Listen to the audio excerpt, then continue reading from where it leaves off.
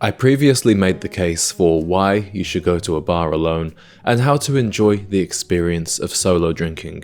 In this video, I want to tell you about the different types of bars you should consider when choosing your next watering hole. I'm going to help you find a bar that suits your personality, a place you will feel confident going to alone, and a home away from home that you'll want to visit again and again. I've separated these bars into 6 categories. I'm going to explain the pros and cons of each bar and the different type of person that each one will appeal to. So let's begin, starting with the dive bar. The dive bar is a very American establishment that's becoming more and more widespread across Europe and Latin America. Dive bars are cheap, unpretentious, friendly, and can be a lot of fun. Most towns and cities will have at least one dive bar, and they tend to be very popular with locals. So if you're new to the area and want to meet your neighbors, a dive bar is a place you can do that. A dive bar will have a very diverse crowd, whether you are 21 or 91, black or white, yuppie or unemployed. The dive bar does not discriminate, because if there's one thing that unites us all, it's a love of cheap drinks. Now, there are a couple of downsides to dive bars. They are very casual establishments, so if you're the kind of person who likes to dress up in a suit and tie, you might feel a little out of place. Dive bars are also not known for their high quality cocktails, so if you do go to a dive bar, it's best just to order a beer or a whiskey neat.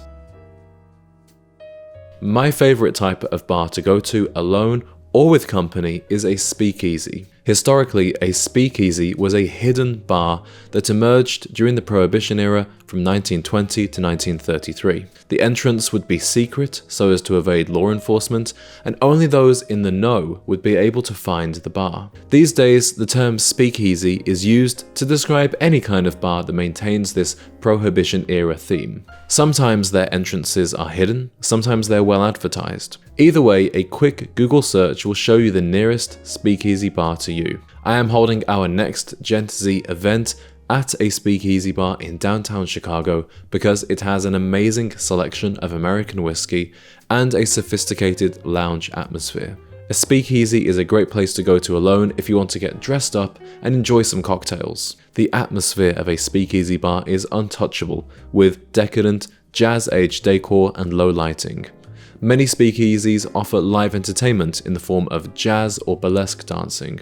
Bartenders at speakeasies tend to be incredibly knowledgeable, friendly, and attentive. So it's the perfect environment to learn more about different drinks and broaden your cocktail palette. The crowd at a speakeasy will be much less diverse than at a dive bar. They attract a crowd aged between 25 and 50, and the theme of a speakeasy bar is particularly popular with the millennial generation. Often the crowd is skewed slightly towards women, and there will be fewer solo male drinkers, which, if you're a solo male drinker, might work to your advantage. However, consider that speakeasy bars do tend to be quite expensive due to the high quality drinks that they serve.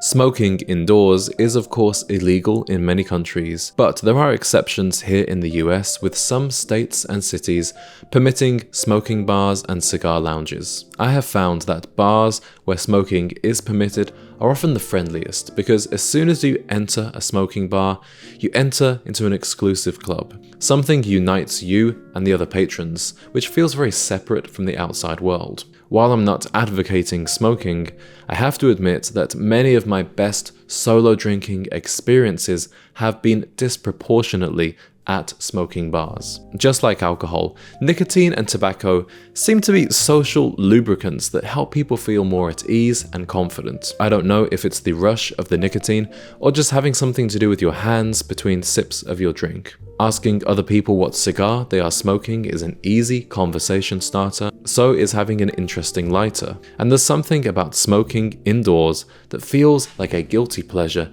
in today's very clean and health-conscious society. So I totally understand if this one is not for you, but if you already do smoke, see if there are any smoking bars in your city, and I think you will have a great time. The hotel bar has no regulars, which can be either a plus or a negative. You are unlikely to meet your neighbors or make new lifelong friends at a hotel bar, but that might be just fine with you. I recommend drinking at hotel bars both when you're on vacation and staying at the hotel, or just going to a hotel bar in your home city. Because there are no regulars at a hotel bar, all the customers are on a level playing field, and you will likely encounter other solo drinkers, both men and women, who are passing through the city, either traveling for work or for pleasure. If they're on their own, they might be looking for somebody else to talk to, either to learn more about the city or just to pass the time. For that reason, a hotel bar is a good place to develop the confidence in going to a bar alone if you feel intimidated by something like a crowded speakeasy or a dive bar. What's more, the bars of a hotel in a big city will often be the most lauded and luxurious bars in town. The only downside is that they are often overpriced and can feel impersonal compared to a regulars pub.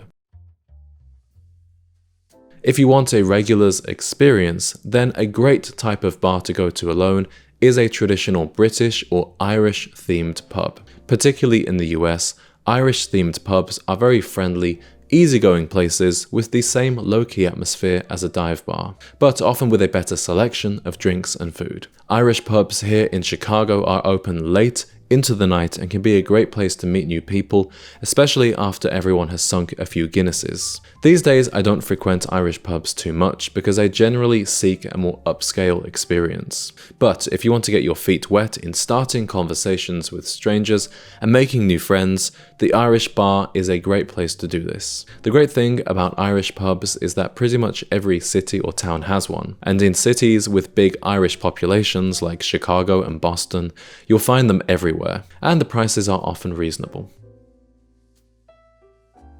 I saved sports bars for last because personally I don't have a lot of experience with them. Frankly, I'm not a sports fan, so I have no reason to go to these types of places. But if you are a fan of football, basketball, hockey, or any other team sport, I highly recommend that you go to a sports bar to watch the games. Let's say you're a fan of the Kansas City Chiefs and you go to a bar when the Chiefs are playing. You're putting yourself in an environment where you are going to be surrounded by dozens of other people with whom you already share a common interest. As a British person living in the US, I imagine a great place to meet other expats would be to go and watch Premier League games at the British themed pub. Sports bring out the camaraderie in people, which means the sports bar is a great environment where people are open to meeting and bonding with new friends. To have the best experience possible at a sports bar, I recommend you get there early to get yourself a seat at the bar with a good vantage point. Gentlemen, I hope today's video has helped you if you want to go to a bar alone, but you don't know where to go. I want to hear from you in the comments which of these 6 establishments is the most appealing to you.